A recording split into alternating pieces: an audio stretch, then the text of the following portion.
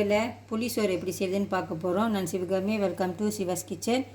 1 cup basmati அரிசி வேக வச்சு எடுத்து வச்சுருக்கேன் பாருங்கள். 1 கப் ரைஸ் குக்கர் கப்பில் 1 கப் அரிசி போட்டு ஒரு 1.25 கப் மாதிரி தண்ணி ஊற்றி வேக வச்சு எடுத்து வச்சுக்கோங்க. இந்த மாதிரி இது ஆறி இருந்தால் கொஞ்சம் நல்லாயிருக்கும் அந்த புளி சோறு செய்யறதுக்கு.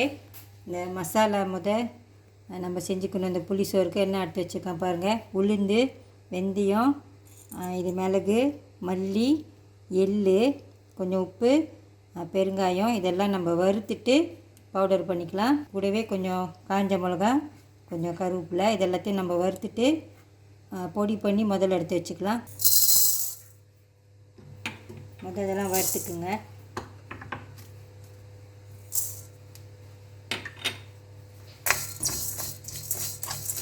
ஸ்பைசஸ் கூட தான் நான் செய்கிறேன்.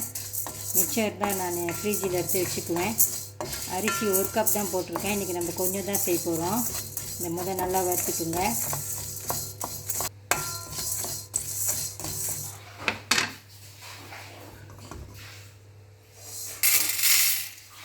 அடுத்து இந்த காஞ்ச மிளகா, இது நல்லா கொஞ்சம் மொறுமொறுன்னு வர வரைக்கும் வறுத்துக்குங்க. இது கருகிடக்கூடாது, பார்த்துக்கோங்க.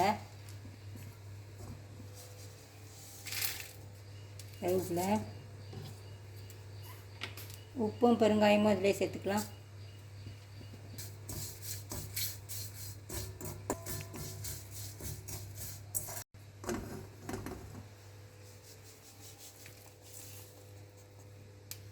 இது எல்லாத்தையும் கொஞ்ச நேரம் ஆற விட்டுட்டு இதை பவுடர் பண்ணி எடுத்து வச்சுக்கணும். இந்த மாதிரி அரைச்சி வச்சுக்கோங்க நல்லா பவுடர் மாதிரி. இப்போ நம்ம புளி சோறு செய்யலாம். நான் கொஞ்சம் கச்சாங் பொரித்து வச்சுருக்கேன் பாருங்கள். இந்த மாதிரி கொஞ்சம் கருவேப்பிலையும் பொரித்து வச்சுருக்கேன். இதெல்லாம் ரெடி பண்ணி வச்சுக்கோங்க.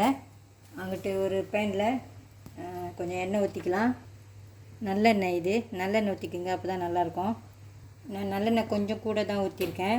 முதல்ல கொஞ்சம் உளுந்து, இது கடலைப்பருப்பு, கொஞ்சம் பொரியிட்டோம். அது லேசாக கொஞ்சம் பொன்னிறமாக வந்துட்டோன்னே கொஞ்சம் கடுகு சேர்த்துக்குங்க.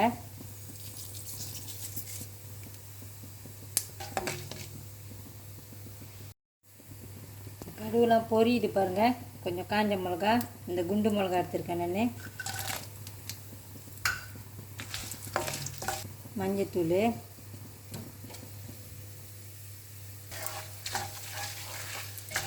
கொஞ்சம் புளி எடுத்து வச்சுருக்கேன். புளி பேஸ்ட் இது. அதில் கொஞ்சம் தண்ணி ஊற்றிக்குங்க. இதையும் பாலில் ஊற்றிக்கலாம்.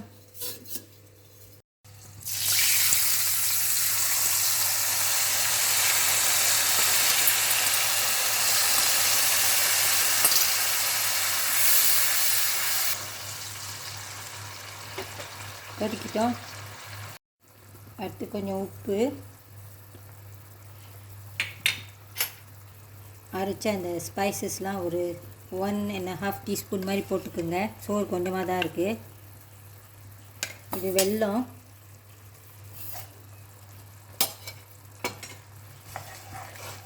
இதை டேஸ்ட் பண்ணி பார்த்துக்குங்க இந்த சோறு இதில் சேர்க்கறதுக்கு முன்னுக்கு. நல்லா கொதிக்குது பாருங்கள். இந்த சோறு அதில் சேர்த்துக்கலாம். கச்சானும் கருவேப்பிலையும்,